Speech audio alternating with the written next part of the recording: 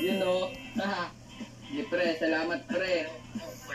I love you ulit. Tila nagulat at nagtaka ang kanyang tinawagan.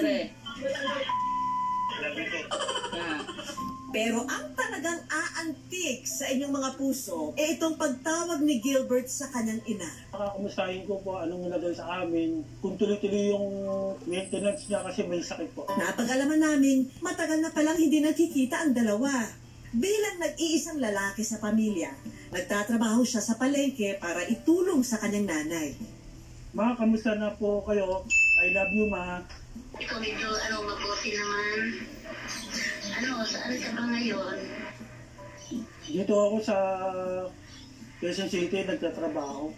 Ma, meron akong sasabihin sa'yo, gaano kita kamahal, mahal na mahal po kayo. I love you po. I love you din, anak. Saka, rin